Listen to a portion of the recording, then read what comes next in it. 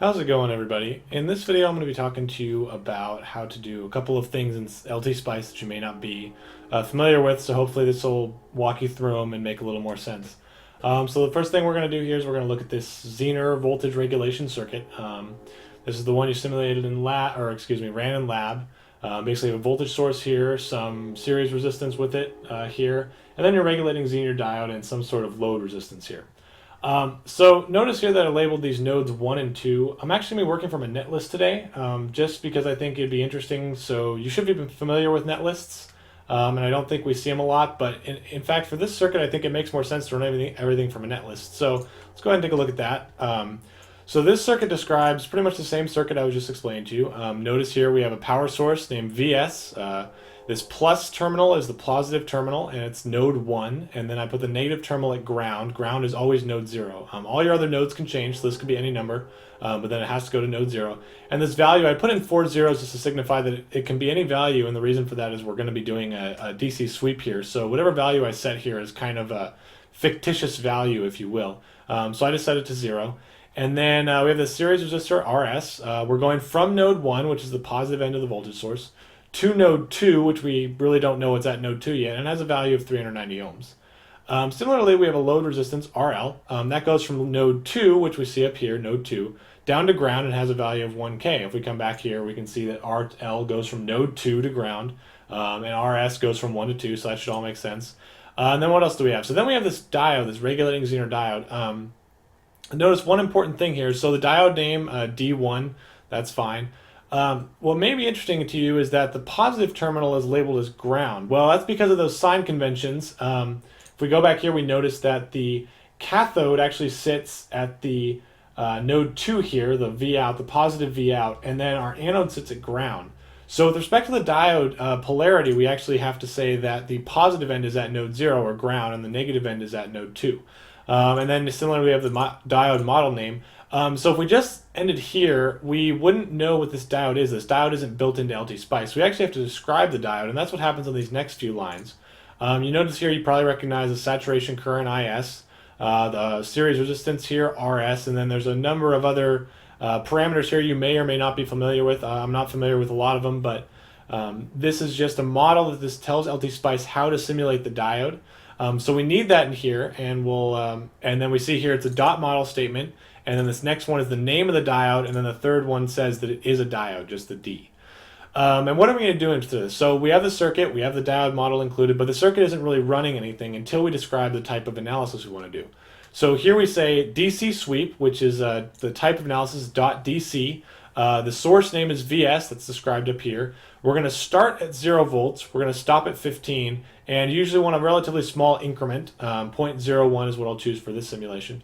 So then I'll go ahead and click Simulate Run, and we have a lot of other things up here, so let me close them all down. Okay, so what do we have? So here's our output, our Zener regulation circuit. So notice down here on the x-axis, it automatically plots the supply voltage, the DC sweep, from 0 to 15 volts. So what are we interested in here? Well, what we're interested here is, could be a couple of things, but I'm just going to look at the current through the diode, so ID1.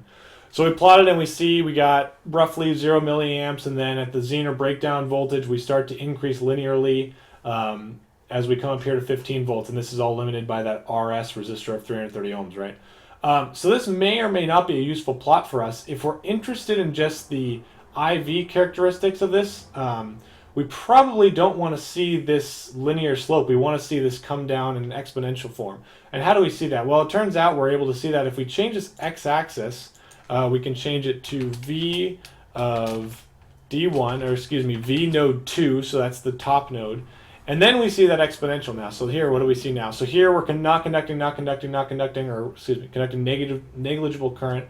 And then at this Zener breakdown voltage, about 6.2, we start to, we see that exponential current gain right about here.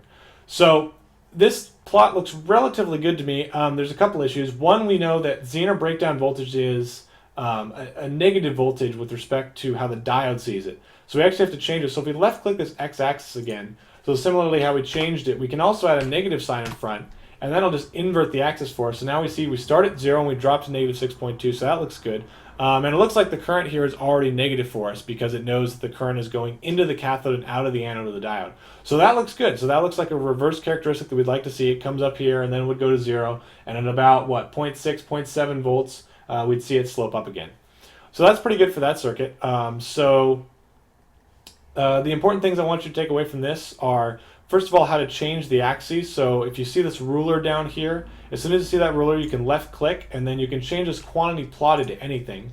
So if you want to look at the voltage across a node, you have to use V and then parentheses the node name. So I named my nodes are only 0, 1, and 2. 0 is ground.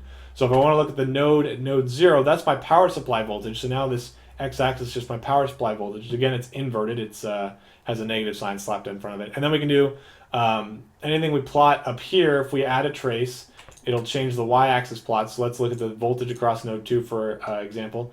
And I'd have to look at this for a sec to see what exactly is going on here, but essentially we see that this voltage at node 2, this blue waveform, is seen on the y-axis. We still have that current. It's also shown on the other side. So Spice will plot two different units on the same axis. So takeaways, how to change the plot axes. Also, notice the diode polarity is important here, and then we need this model file to describe how the diode behaves. If you didn't have this model file and you tried to declare this diode, it wouldn't know what you were talking about.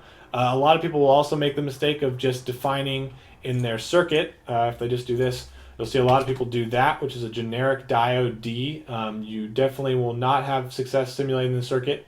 If you do that, Spice just adds its own parameters for a diode, and chances are you're not going to get a Zener diode. So just be aware of that. That needs to be, what was it, D1N4735. So let's run a different circuit.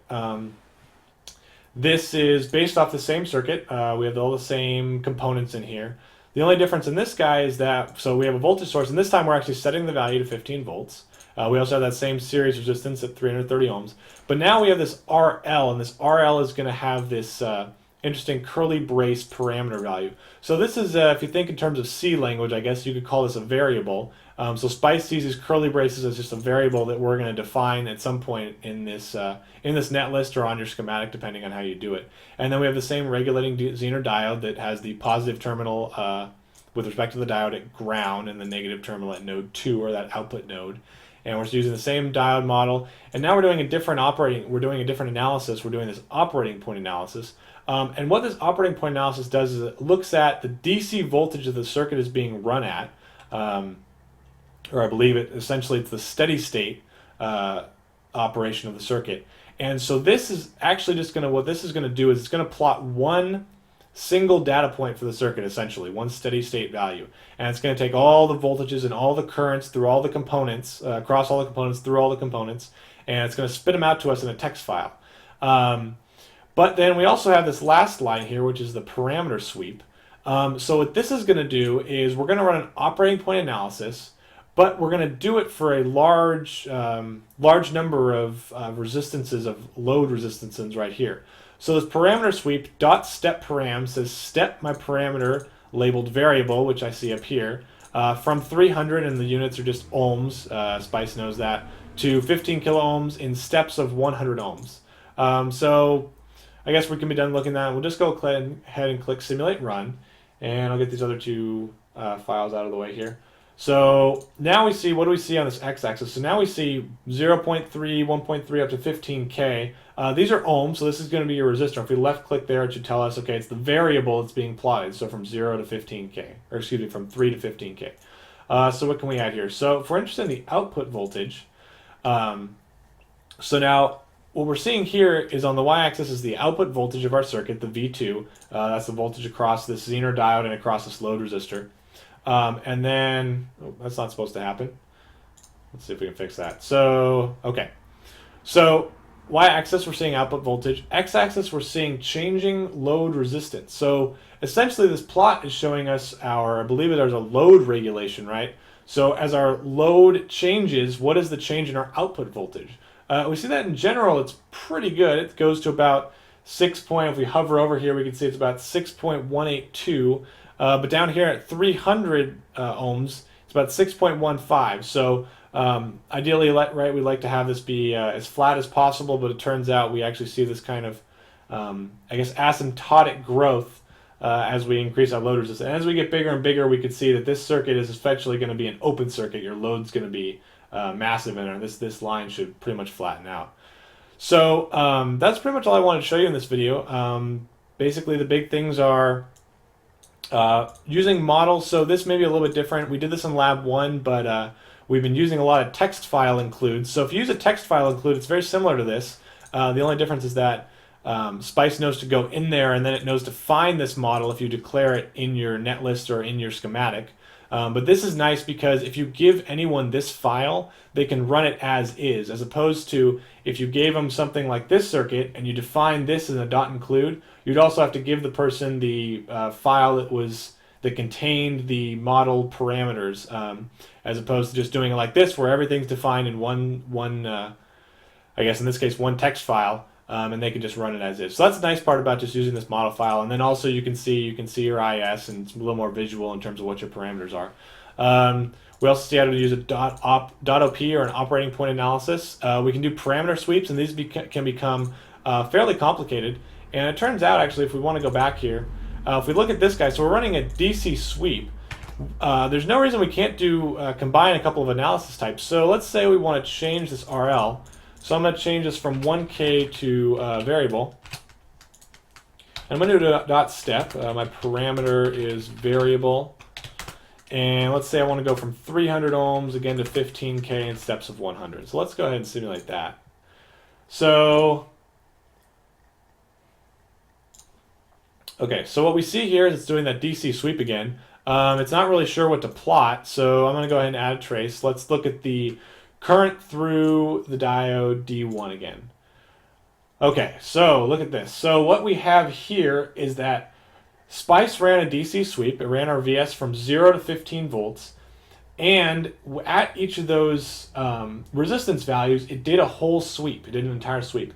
So some point along here, we'll see, let's see, and you can actually select the steps. Let's say I want to see that very first step. All right, so that's this guy right over here, this ID1. So at 400 ohms, this is what our DC sweep looks like.